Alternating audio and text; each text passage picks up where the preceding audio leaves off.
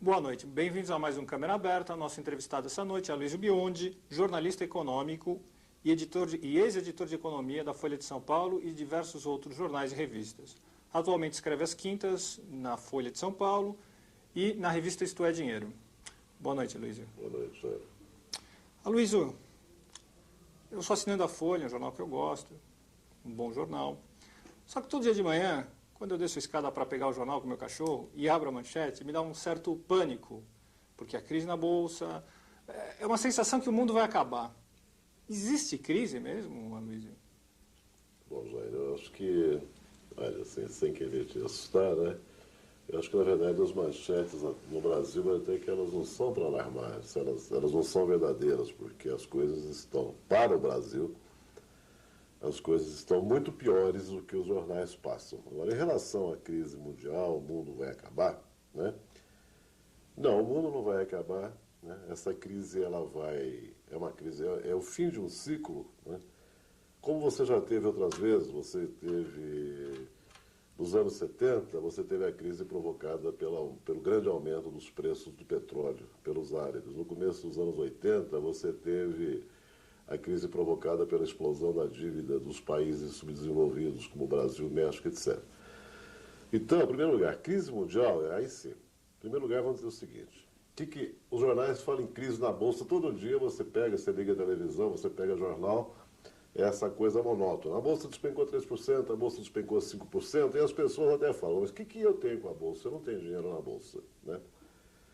A crise não é das bolsas. Na verdade, o que está acontecendo no mundo, a bolsa, a queda nas bolsas é o último capítulo da novela e o noticiário dá a impressão de que ela é o primeiro capítulo, é o começo de tudo. E não é, é o fim de tudo. Por que você teve a crise nas bolsas na primeiro dos países asiáticos, depois no Brasil, né? Porque foram países que obedeceram às ordens do Fundo Monetário Internacional, dos Estados Unidos, né? Eles escancararam o mercado. Com isso, eles começaram a importar mais do que exportam, com isso, eles ficaram com falta de dólar, né? Como tudo que está acontecendo no Brasil, e foram devendo cada vez mais para os banqueiros, até que chega um ponto que os banqueiros ficam com medo de que haja uma maxi, seja aqui no Brasil, seja na Coreia, ou mesmo que o governo diga, olha, eu não posso pagar agora, só daqui a um ano, te deu calote. Aí, o investidor estrangeiro, o banqueiro estrangeiro, eles começam a sair do país. Quando o dólar começa a fugir do país, as bolsas despencam. Quer dizer, a bolsa, na verdade, quando ela cai, é como reflexo de problemas reais da economia. E não o contrário, que todo mundo fica pensando que os países asiáticos entraram em crise porque as bolsas caíram. Não, as bolsas caíram, como no caso do Brasil. As bolsas caíram porque o dólar começou a fugir. E o dólar começou a fugir. O investidor que trouxe dólar começou a fugir porque o rombo do governo e as importações maiores que as exportações levaram o investidor a saber que mais cedo ou mais tarde o país podia dar um calote. Mas o discurso do governo diz não, que é ao contrário, né?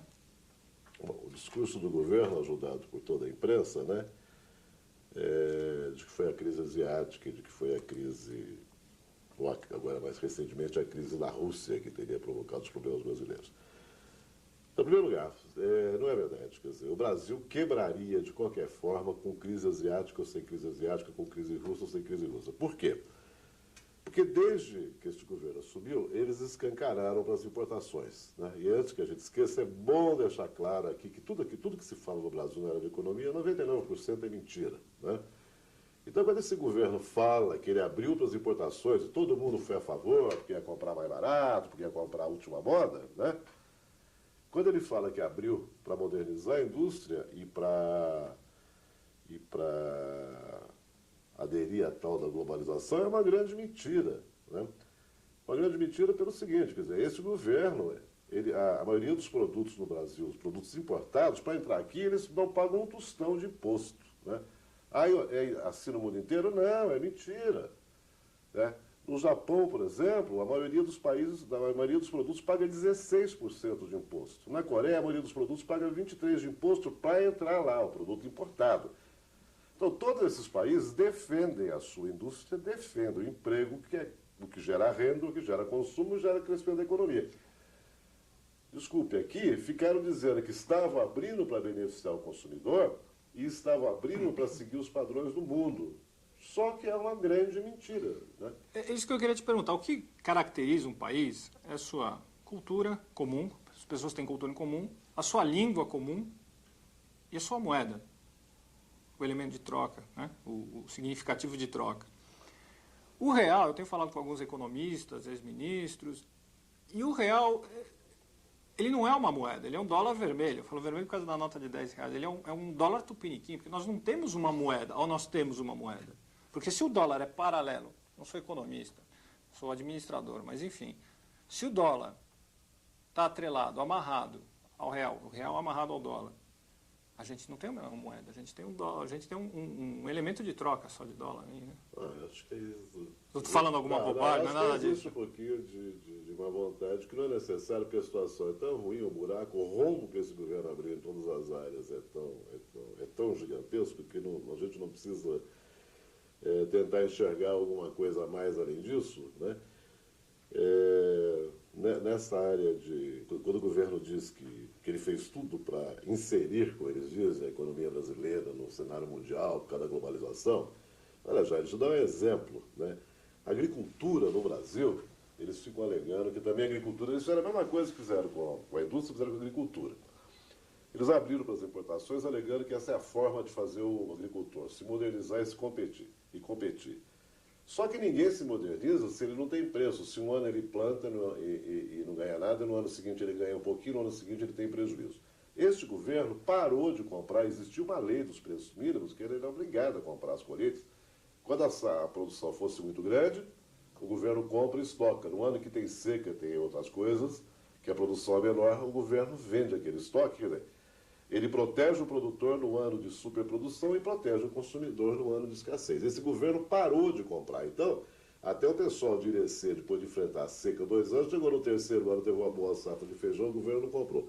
Daí, esse ano, você não tem estoque nenhum de arroz nem de feijão. Agora, veja bem, a mesma história de dizer que é para forçar a indústria a se modernizar, foi adotado com o agricultor. Então, no caso do algodão, por exemplo, eles deixaram de cobrar um tostão de imposto. Resultado, a produção de algodão caiu a 1/3 do que era. No caso do trigo, o governo deixou de comprar. Além de você não ter os impostos que outros países cobram, né, o governo se esquece que nos outros países os caras têm crédito, os produtores, os industriais, eles têm crédito a 8%, 10% ao ano para pagar em um ano. Então, quando chega na hora do produto nacional, né, além de não ter imposto para defender, né, quando chega na hora do produto nacional, é lógico, um grande importador, uma grande empresa, uma cadeia de loja vai preferir comprar a roupa da Coreia ou do Japão ou da França, ou de onde for, porque ele compra a roupa para pagar daí 180 ou 360 dias, né? Ele vende antes e aplica no mercado financeiro aqui a juros de 40%. Como é que esse governo queria, né, deu a impressão para a população de que o empresário nacional é sem vergonha, é incompetente, não liga para o consumidor, tecnologia? Só que nunca disse, primeiro, que nos outros países, é preciso insistir nisso, nos outros países existe imposto sobre as importações, sim, para defender a produção local e o emprego local. E existe crédito a 8% ao ano, né? E para pagar em um ano. Então, como você abriu o mercado, todo mundo era a favor de abrir, de ter acesso ao produto importado, mas desde que, inclusive falam que a abertura começou no governo Collor, mas era uma redução programada ano a ano dos impostos de importação, apoio tecnológico para as empresas se modernizarem e crédito. Nada disso tem hoje. Eu até gostaria de voltar à agricultura, porque é um exemplo dramático do que está acontecendo no Brasil, né? E eu ia pedir para você dar uma interrompidinha, a gente vai para um intervalo comercial bem rapidinho Tá perfeito. e a gente volta. Esse é o programa Câmara Aberta, hoje com a Aloysio Biondi, jornalista econômico. A gente vai para o intervalo e volta em 2 minutos.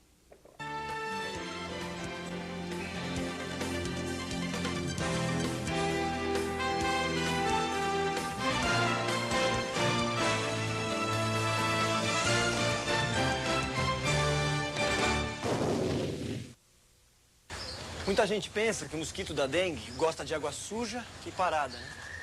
Errado. Ele gosta da mesma água limpa que a gente gosta. Para evitar a dengue, uma doença que pode levar até mesmo à morte, a gente tem que manter sempre fechadas as caixas d'água ou cisternas.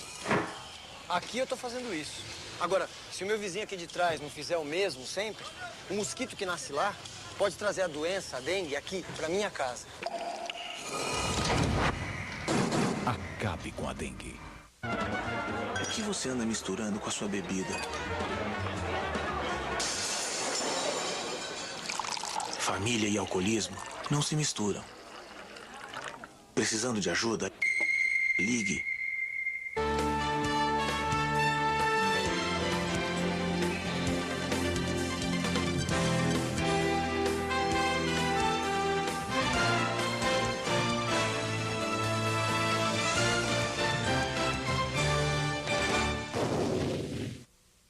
Estamos de volta com o programa Câmara Aberta, esta noite com o jornalista econômico Aloysio Biondi. Aloysio, está falando da agricultura. Então, Jair, eu estava lembrando que esse governo destruiu a agricultura nacional, tem estudos mostrando aí queda de 30%, 40% na renda agrícola, com o mesmo pretexto de forçar o produtor a produzir melhor e a se modernizar. Quer dizer, na verdade, você acabou deixando o produtor sem nem garantia de preço. E o que é? Quer dizer, é mentira que lá fora seja assim. O próprio Fernando Henrique Cardoso, quando foi à reunião da Organização Mundial de Comércio, aí ele fez um discurso lá, dizendo que os países ricos gastam 160 bilhões de dólares por ano para subsidiar seus agricultores. Quer dizer, como eles produzem mais caro, o governo paga a diferença para o consumidor. Quer dizer, ele sabe perfeitamente que não é verdade que você possa deixar a agricultura entregue ao Deus Ará, né? E agora, veja bem, já agora, há 3 semanas, né, então toda essa mentirada que fala para o brasileiro, que não pode proteger a indústria, que não pode proteger a produção local, que não pode proteger o emprego, é toda essa mentirada. Há 3 semanas agora, a União Europeia, os países europeus, nós estamos num ano de uma superprodução agrícola fantástica. Quer dizer, são safras gigantescas no mundo inteiro. Os preços estão caindo, são os menores preços nos últimos 10 anos. Para trigo, para milho, para soja, né?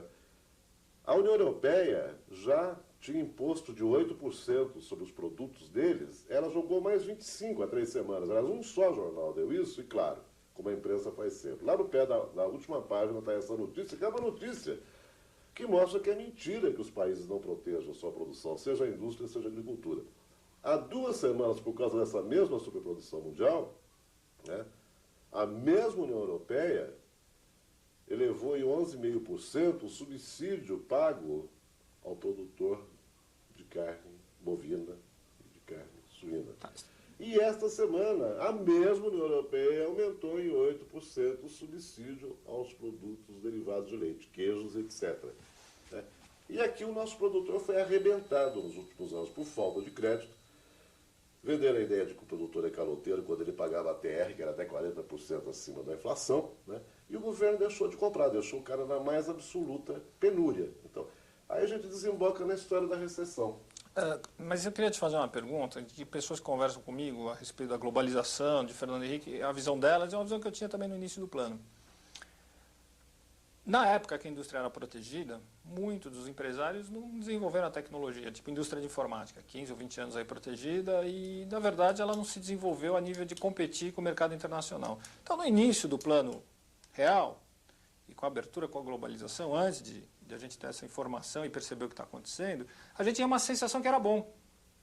Que já que o empresário brasileiro não consegue, os estrangeiros maravilhosos vão vir aqui, vão ser muito bons com a gente, vão vender computadores, vão gerar emprego, e vai ser tudo uma maravilha, já que a gente não consegue, né? Vamos dar para eles. Eles conseguem, eles são bons. Nós não. Essa é a sensação que eu também tinha. Mas na prática, a gente está vendo que não tem ninguém é bonzinho, né? Bom, Jair, veja bem, né? Quer dizer, tudo isso começa assim, existe um marco histórico nisso, que é o Collor chamando a indústria do carro nacional de carroça, né? Bom, só que quem fazia carro no Brasil não era a indústria nacional, eram as multinacionais. Isso. Então, quer dizer, se havia carroça, era das multinacionais, não era do empresário brasileiro. Em segundo lugar, quer dizer, você veja, você pode ter uma política, é tal história, quando você fala que o mercado era protegido, todo mundo tem a impressão, né? Todo mundo se esquece de que o mercado era tão fechado que ninguém precisava inventar nada, ninguém precisava se preocupar com o preço, ninguém precisava se preocupar com o consumidor, isso. porque o mercado estava ultra protegido. Realmente, então você ir abaixando os impostos, né, para obrigar o cara a produzir melhor é uma coisa. Mas veja bem, na década de 70, por exemplo, eu acho assim, uma das maiores lavagem cerebral da sociedade brasileira para aceitar essa abertura, essa vinda do capital estrangeiro. Porque veja bem, eu acho um caso assim que até hoje me deixa abalado, né? Que é a quebra da Metal Leve do Mindlin, né? O empresário Mindlin foi até secretário de Tecnologia do Estado de São Paulo, e a vida inteira ele se preocupou com tecnologia, e ele exportava, né? Ele exportava para a NASA, nos Estados Unidos, a agência espacial, em 68, há 30 anos atrás. No entanto, ele foi um dos primeiros a quebrar, né? Na época, foi um dos primeiros a quebrar, produtor de autopeças, né? Ele declarou que ele estava parando porque ele precisava de 120 milhões de reais para fazer um aumento de capital da empresa dele e avançar, né? E que ele não tinha. Mas e o BNDES, que empresta aí 400, 500 milhões prestou 300 milhões de reais para uma cadeia de supermercado comprar as outras, coisa que pouca gente fala agora, né? Então, não houve, quer dizer, o caso do Mindlin é uma demonstração de como é mentirosa essa argumentação, porque ele era, talvez, o empresário mais preocupado com tecnologia que nós já tivemos. E ele foi. Por que ele foi? Por que ele quebrou? Porque, inclusive, as multinacionais de automóveis, quando vêm para cá, você está vendo isso agora, elas já vêm com 4, 5 fornecedores, 6 fornecedores, de lá também, todas as fábricas que estão sendo instaladas aí em Paraná, Rio Grande do Sul, Fiat, etc., vêm também. Vêm os fornecedores. Vêm os fornecedores. Né? Então, houve realmente uma lavagem cerebral da sociedade para ela convencê-la de que o empresário era retrógrado, que não se preocupava com tecnologia. Você tem a Home produzia máquinas, ela produzia máquinas com de controle numérico, que é um precursor do computador, que nem valia a pena usar no Brasil, porque a mão de obra aqui era barata. Ela produzia só para exportar para os países ricos onde a mão de obra já era cara. Isso em 68. Tem uma frase que pesquisando para esse programa eu achei, que diz assim: compre as empresas de telecomunicações brasileiras agora, que daqui a 2 ou 3 anos vocês poderão revendê-la por 2 ou 3 vezes os preços pagos agora. Quem disse isso foi o diretor de privatização do BNDES, Pio Borges, exatamente. Agora no dia 12 de junho. Isso é uma frase, é um absurdo. Não, pois é, Jair, aí que está, né? Quer dizer, tem duas coisas. A privatização das telecomunicações, né? É a mesma coisa, a gente estava falando de tecnologia agora mesmo, quer dizer, também na década de 70, o governo, a Telebrás, montou centros de tecnologia para desenvolver uma tecnologia nossa. Tecnologia é apenas a forma de fazer uma coisa, não é nenhum ente misterioso, né? Você pode comprar tecnologia. Você pode comprar e você pode também adaptar de acordo com a necessidade do país. Agora, esse negócio da venda da Telebrás, você teve uma manipulação da opinião pública muito grande, né? Primeiro, aí surgiu a discussão do preço, né? E tem essa declaração do Pio Borges, que é o funcionário do BNDES encarregado da privatização. Isso ele falou lá fora. Ele foi convencer os investidores estrangeiros a participarem dos leilões. Enquanto aqui eles diziam que a oposição, que o Lula e o Brizola estavam dizendo bobagem, porque estavam dizendo que na época do ministro Sérgio Mota o preço era 35 e que agora ia ser, né, só 13. Aqui eles diziam que a oposição estava dizendo bobagem, né? Mas lá fora, realmente, o encarregado da privatização, que é o senhor Pio Borges, dizia para os empresários americanos: compra que é um ótimo negócio, porque daqui 2 anos vai estar valendo 3 vezes. Agora, quando eu digo que há toda uma manipulação da imprensa, né, para enganar a sociedade, ajudá-la a aceitar essa política que caracterizou esse governo FHC, né, isso daí antigamente seria manchete. Quer dizer, qual seria? Diretor do BNDES confessa que Telebrás vale 3 vezes mais. Agora, essas coisas todas hoje saem lá no meio da notícia. Você tem que achar que está lá no meio, né? Isso é coisa que não é coisa para o leitor comum. Olha, Luiz, a sensação que eu tenho em relação às privatizações no Brasil é como se você fosse casado com uma mulher muito gostosa e você está com um problema de impotência, você chama alguém para comer ela porque você não pode. É mais ou menos essa sensação que eu tenho. Mas a gente continua.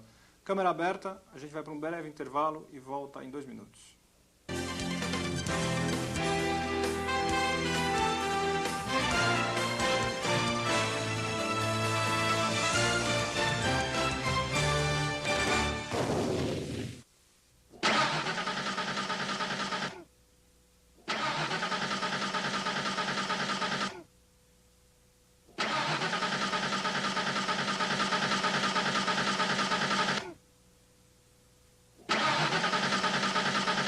Caros amigos, a revista que vai fazer sua cabeça funcionar.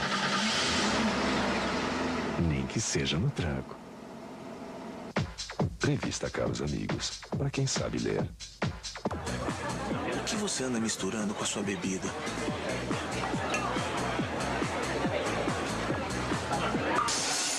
Casamento e alcoolismo não se misturam.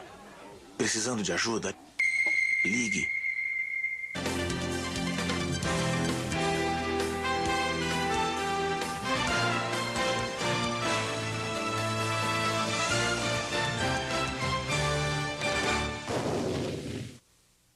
Estamos de volta com o programa Câmera Aberta, falando esta noite com Aloysio Biondi, jornalista econômico. Aloysio, eu tenho um dado aqui que o número de carnês atrasados passou de 70 mil em 96 para mais de 400 mil hoje. O que aconteceu? Joel, passou isso é por mês, viu? Isso é por mês. 400 na mil Grande São carnês. Paulo. É. Aliás, em setembro provavelmente vai bater em 500 mil. O negócio é o seguinte. Atrasados até 30 dias. Isso aí volta, inclusive, a nossa pergunta inicial, quer dizer, o governo diz que tudo aconteceu com a crise asiática, né? Aí a gente pode provar com esses números que é mentira, entendeu? Por quê? A economia brasileira tinha quebrado muito antes de outubro de 97, que quando foi a Ásia explodiu, né? Por quê? Primeiro, você tinha um superávit na balança comercial, você exportava mais do que importava, né? Até 12 bilhões por ano. Já no ano passado, você já chegou a 8 bilhões de déficit, de rombo, antes da crise asiática, porque a crise foi em outubro e saiu acumulado o ano. E esse dado da inadimplência, Jair, esse dado mostra como nós já estávamos quebrados. Por quê? Você, na média histórica, antes de 95, antes deste governo, na Grande São Paulo, você tinha 70 mil, na média, 70 mil carnês em atraso por mês, comunicados ao Serviço de Proteção ao Crédito. Isso foi subindo, né? Foi para 100, foi para 150, foi para 200, foi para 250. No meio do ano passado, você já estava em 350 mil, 5 vezes os 70 mil tradicionais. Antes da crise asiática, a economia brasileira já tinha ido para o buraco antes da crise asiática, né? Continuou crescendo, né? Isso você não vê na primeira página dos jornais, né? Porque todo mundo, até tem uma história muito engraçada, que mais de um já me falou, né? Que quando a gente dá esses dados sobre os problemas da economia brasileira, vira o empresário e fala assim: puxa, que bom que você está me dizendo isso, porque minha mulher fala que todo mundo vai bem e só eu que estou indo mal, né? E é porque ela vê os jornais, está tudo bem, e ela acha que só em casa que está. Mas com essa inadimplência, é isso que importa, Jair. Como é que você pode? Você viu ainda agora, estou dizendo, essa equipe é um pouco delirante também, né? E essas lideranças empresariais brasileiras são um pouco delirantes, que você viu agora, e os jornalistas. E quando chegou agora em maio, junho, começaram a falar que tudo ia se recuperar no segundo semestre, que é uma época que tradicionalmente se recupera por causa das encomendas de Natal. Se tiver Natal, já está bom, né? Mas como é que você pode achar que uma economia vai recuperar se o funcionalismo está com salários achatados há 5 anos? Se a renda agrícola caiu 30%, 40% com esse governo porque ele não comprou as colheitas, né? O juro lá em cima. Os juros lá em cima, os financiamentos imobiliários, é bom esquecer, sendo corrigidos pela TR quando os salários estão sendo corrigidos. Quando são em 5%, 6%. As tarifas foram bem elevadas, né, para beneficiar na privatização os compradores, né? A Telesp, no ano passado, ele levou a tarifa em 100%, não é 30%, como a imprensa disse, não, porque ela reduziu o pulso de 3 para 2 minutos. Então, o aumento foi de 30%, mas como a duração do pulso é menor, houve um aumento de 100%. Tudo isso vai devorando o seu orçamento. Como é que com uma inadimplência de só em São Paulo, hoje são 6 milhões de carnês, eram 700 mil carnês acumulados em atraso em São Paulo são 6 milhões. Né? Isso não vai para a primeira parte dos jornais. Não vai nem para a capa dos cadernos de economia. Você tem que ver lá dentro. Né? Então você não tinha a mínima chance Mas de... não vai por quê?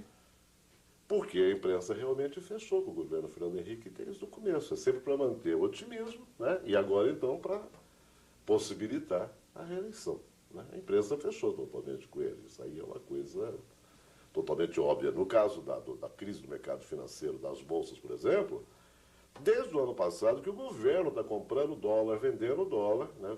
Manobras arriscadas, usando os fundos de pensão, o Banco do Brasil para comprar ações em bolsa, para comprar dólar no mercado futuro, para vender. Né? Uma coisa totalmente ilegal, né? Criminosa no caso do fundo de pensão. Essa semana, o Previ do Banco do Brasil teve um prejuízo de 2 bilhões em 2 meses, porque o governo está usando ele para tentar segurar a bolsa. Né? Isso não sai nem em título, não sai nem em materinha de uma coluna, materinha de 6 linhas. Sai, você tem que olhar, ler o noticiário da Bolsa, para lá no meio tem uma linha falando nisso. E por quê? Mas a gente conversa com as pessoas, elas dão um retorno para a gente, assim, não, mas é assim mesmo, o governo está fazendo o que pode, ele está fazendo o máximo. Ele está fazendo, aliás, o que ele não pode, porque o fundo de pensão, por exemplo, é para garantir a aposentadoria dos seus contribuintes no futuro. Se ele está tendo prejuízo agora, o governo pode estar criminosamente dilapidando o patrimônio. O governo não está fazendo o que pode, né? Porque agora que não tem mais saída, né? De 10 dias para cá, você viu o governo começar a falar em controlar as importações. E a Max? Como é que não podia? Como é que antes não podia, agora pode? Agora que não tem mais saída. Não, a saída é aumentar exportação, diminuir importação e talvez uma Max. Você acredita na Max? Não é aumentar a exportação. Você tem que tratar as importações como os outros países tratam. Quer dizer, a gente mostrou aqui que o Japão e a Coreia taxam as importações e que a União Europeia já elevou o imposto de importação para proteger a sua agricultura neste exato momento. Nós temos que fazer a mesma coisa. Essa teoria de que não era para controlar a importação e sim aumentar a exportação é que nos levou a esse buraco. Entendi. Mas é um movimento simultâneo. Você tem que incentivar a exportação também. Sim, né? é simultâneo. Movimento. Você protege o consumo interno e tenta ao máximo. É o que os Estados Unidos faz, né? O que o Japão faz, a França faz. Agora, quanto à Max, né, é uma questão delicada, mas nos últimos dias também tem vários economistas, né, dizendo que realmente o país não escapa de uma Max. O dado concreto que a gente tem, Jair, é o seguinte: você perdeu aí, né, você perdeu quase 30 bilhões de dólares de reserva nesse mês e meio. Né? E neste mês de outubro, né, por isso que a oposição quer tanto o segundo turno, porque neste mês de outubro, a dívida do governo aqui dentro, né, estão vencendo nada menos de 55 bilhões de reais em títulos. Quer dizer, todo mês vence uns 22, 25, nesse mês de outubro vence 55. O governo teria que vender outros títulos, né, rolar a dívida, como eles chamam, que é vender outros papagaios novos para pagar os que estão vencendo. Trocar cheque. Trocar cheque. Trocar cheque. Só que, né, essa fuga de dólares, que o pessoal fica pensando que é o especulador só que vai embora, não é isso. Até um banco estrangeiro que tinha um empréstimo aqui, venceu, em vez dele renovar, ele fala, não, agora eu quero meu dinheiro de volta, então você tem que mandar para lá. O problema é quando ele não troca mais o cheque. Ele não troca mais o cheque, tá certo? Agora, deve, né, acontecer isso aqui dentro, porque são 55 bilhões de reais, né? Os investidores, os banqueiros, é claro que eles têm medo, nesse momento, de entregar o dinheiro dele para o governo, né? E o governo, daqui a pouco, fazer, como o da Rússia, que chegou na mesma situação, dizer, olha, eu só vou poder pagar, dar um calote de 1 ano, 2 anos, quando as coisas se normalizarem. Mas não é a única saída? Uma pessoa física, quando tem um problema de dinheiro, a única solução é a falência para poder arrumar a casa. O Brasil tinha que dar falência interna e externa. Né? Quando se fala em Maxi, né, é exatamente por quê? Porque na medida que você está perdendo reserva violentamente, né, e na medida que você não consegue trazer o investidor de fora, por isso também, porque se o investidor de fora estiver com o dinheiro aqui, houver uma Maxi, coisa que pouca gente entende, ele perde dinheiro, né? Porque, veja bem, quando, digamos, o investidor estrangeiro, ele traz 100 dólares, né? Ele vai ao Banco Central aqui e troca por 100 reais, digamos assim, para simplificar, né? Se tem uma Max de 10%, os mesmos R$100 só vão comprar $90. Então, o investidor que trouxe $100 vai ter só $90 para levar de volta. Percebe? A Max se desinteressa ao Não capital é, estrangeiro. exatamente, Então não é, vai ter mais. não é maldade dele, não é porque eles estão fazendo um ataque especulativo, como dizem, não é isso. Ele cai fora antes que venha uma Max e ele perca. Pelo sim ou pelo não, ele sai. Então, se houvesse a Max, enquanto tiver esse medo de Max, o dólar vai continuar saindo. E dentro aqui do mercado interno, para o governo poder rolar esses 55 bilhões, né, em maio ele não conseguiu, era 25, ele precisou adotar os juros pós-fixados, à volta da correção monetária. Né? Se ele não conseguir, é aquilo que fica no ar, ele vai ter que buscar dinheiro em algum lugar. Né? E eu acho que as pessoas têm medo de dizer o que é exatamente buscar dinheiro em algum lugar, porque pode ser até acusado de ter alarmado o mercado e tal. Mas se ele não conseguir, ele tem 55 bilhões, Jairo, isso é quase o triplo do que ele tem para pagar todo mês. Ele tem 55 bilhões para rolar em outubro, para trocar cheque em outubro. Né? Se ele não conseguir, isso apavora mais ainda o investidor estrangeiro, que é aí que sai correndo. Então, entre apavorar o investidor estrangeiro, né, e fazer alguma brincadeira com o contribuinte brasileiro, eu acho que ele vai preferir fazer uma brincadeira. Ou então, ele realmente faz a Max de uma vez, porque aí o investidor estrangeiro já sabe que já houve mesmo e pode trazer seu dólar de volta. Como a última pergunta, Aloysio, você tem alguma sugestão? Não, eu acho até que, veja bem, a gente vai... Eu defendo há 4 anos na minha coluna na Folha, eu me irritava a história a discussão se o que estava segurando o real, se era a taxa de juros, se era o câmbio, porque era evidente que a abertura para as importações do jeito que foi feita estava destruído. E não é nem novidade, a crise do México em 94, o México foi acumulando esses mesmos buracos na balança muito antes de nós. Ele quebrou por causa disso. Né? Eu acho que a gente vai ter alguns meses de problemas extremamente sérios. Uma grande mudança, uma grande transformação vai ter que ocorrer para a gente Quer dizer, você vai ter esses juros que eles puxaram aí, significa mais juros ainda para o Tesouro, quer dizer, mais dívida para o Tesouro. Né? Eles vão ter realmente, todos os cálculos mostram aí que seria preciso um corte dos 40 bilhões, 30 bilhões, isso daí, 30 bilhões é o que o governo tem de dinheiro livre, né? Ele vai ter que tomar, nós vamos ter realmente mais recessão, mais desemprego durante alguns meses, você não tem a menor dúvida, a gente vai descer ao inferno, sim.